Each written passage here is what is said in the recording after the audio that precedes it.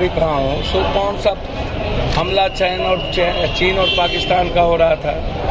ये जब आप उसको ऐसे सोचिए, जब इनके मंत्रिमंडल में बाबू बड़ी राय जी थे, नरेंद्र मोदी के मंत्रिमंडल में, जब उनको सजा 3 साल की हो गई तब वो मंत्री भी रहे, जेल भी नहीं गए और 2014 में बड़ी भी हो गए। राहुल गांधी जी से इतना डर क्यों?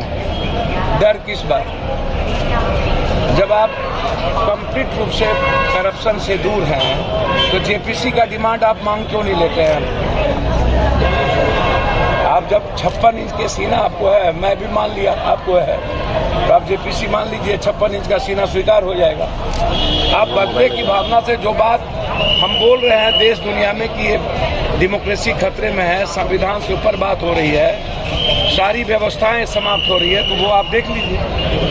आप कहाँ क्या बात, आप नीरव मोदी या ललित मोदी भ्रष्टाचार के खिलाफ बोलने पर इतना बड़ा गुनाह कौन सा था?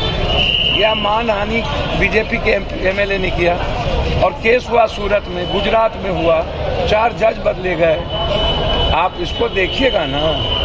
और कौन सी ऐसी जल्दीबाजी हो गई कि 24 घंटा के पहले आपने सदस्यता खत्म कर दी, जबकि इस मानहानि में इतनी सजा भी नहीं हो सकती है, जबकि 1 महीने का समय दिया गया। तो आप लगातार जिस तरीके से, और उसके बाद आप राजनीति शुरू कर देते हैं जात की, तो आप हमको बताइएगा ना कि ओबीसी की बात आप करते हैं तो जाति जनगणना के सबसे बड़े दुश्मन क्यों?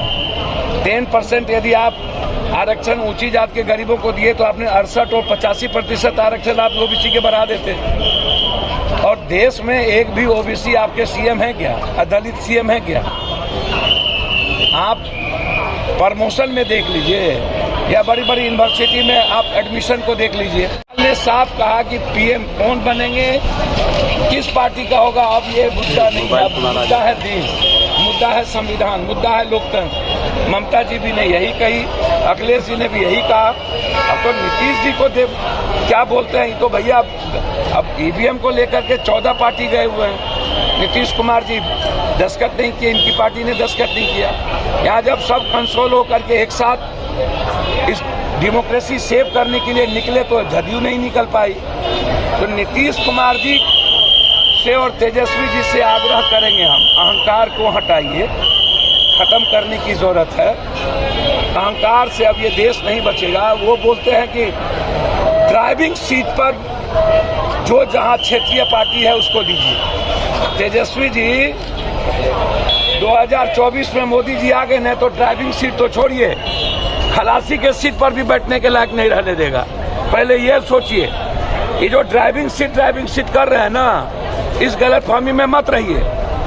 पहले एक होइए और बचाइए इस डेमोक्रेसी को, दलितों को, कमजोर तबके के लोगों को आप बचाइए। महंगाई पर बचाइए आप फार्मर्स को। बात यहाँ करिए, बात करिए कि क्या एजुकेशन सिस्टम बचेगा कि नहीं, क्या ओबीसी एजुकेशन में जा पाएंगे कि नहीं, नौकरी मिलेगा कि नहीं। बात आप यहाँ करिए। ये चुनाव के लिए सिर्फ ओबीसी इनका काला चिट्ठा निकाल लीजिए तो पता चल जाएगा। सबसे बड़े दुश्मन है ये ओबीसी के और दलितों के। ये बात करते हैं बड़ी बड़ी।